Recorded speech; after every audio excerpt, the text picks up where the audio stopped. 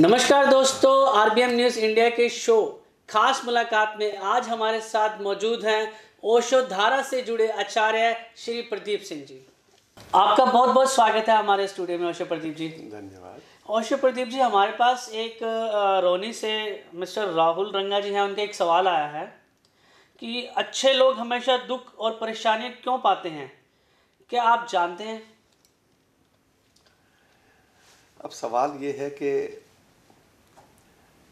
जिनको आप परेशानियां कह रहे हैं वो असल में क्या है, आप क्या चाहते हैं ना? संसार में धन है, पद है, यश है, क्या इसी को आप सब कुछ समझते हैं? जिनके पास कम है आपको लगता है ये परेशान है, जिसके पास धन की कमी है, पद की कमी है, शक्ति की कमी है, आप समझते हैं कि ये परेशान है, तनाव में है, दुख में है, ऐसा आप समझते हैं। जिसने बम बनाया और हिरोशिमा जापान में वो बम फोड़ा गया, लाखों लोग मर गए। जब उससे मरते वक्त पूछा गया कि आपने ये बम बनाया जिससे इतने लोग मर गए, क्या आप समझते हैं कि आपको इससे कोई खुशी मिली? उसने कहा अगला जन्म मैं प्लम्बर का लेना पसंद करूंगा अगर मुझे मिला, लेकिन मैं वैज्ञानिक बनना पसंद नहीं करूंगा। रविदास हैं, कबीर हैं, दादू हैं, दरिया हैं। क्या आप समझते हैं ये लोग दुखी थे? ये लोग दुनिया के सर्वाधिक सुखी आदमी थे, सर्वाधिक आनंदित आदमी थे। एक सुख है बाहर का जिसको आप जानते हो, धन पद यश का, और मैंने देखा है ऐसे सभी आदमियों को करीब करीब रात को एसी कम से कम करने के बाद भी पसीने निकलते रहते हैं। वो लोग सुखी हैं।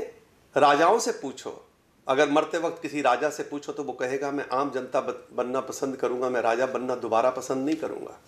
क्योंकि राजा बनने के बाद उसने कितने दुख सहे आपको लगता नहीं है। आपको ऊपर ऊपर से लगता है कि ये राजा है, कि ये एमएलए है, कि ये प्रधानमंत्री है। आपको ऊपर से लगता है कि बहुत सुखी होंगे, लेकिन उनको भीतर से पूछो वो कितने सुखी हैं, कितने दुखी हैं। और फिर किसी संत से पूछो, किसी फकीर से पूछो, जिसको आपको लगता होगा, आपको लगता है ये जो फकीर हैं, ये जो सूफी संत हैं, कपड़े चाहे फटे हुए हों, जब चलते हैं तो राजाओं से कहीं ज़्यादा शान से चलते हैं, क्योंकि वो भीतर से आनंदित हैं। आप बाहर के सुख को जानते हो, बाहर के आनंद को जानते हो, और वो भीतर से सुखी हैं, भीतर से आनंदित हैं। किसको आप कहते हो? जिनको आप परेशानियाँ कह रहे हो वो परेशानियाँ नहीं हैं। धन की कमी उनके लिए परेशानी नहीं है, क्योंकि भीतर से आनंदित हैं।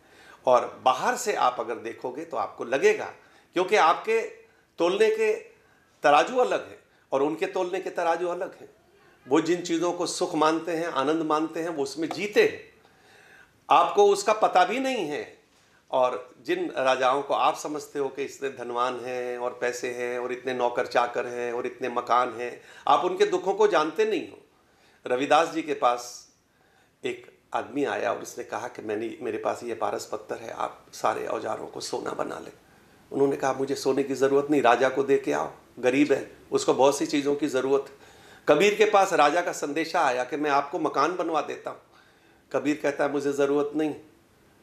कबीर कहता है साधु भूखा भाव का, धन का भूखा नहीं, और जो धन का भूखा वो साधु तो नहीं, वो भीतर से आनंदित हैं। रविदास जी भीतर से आनंदित हैं।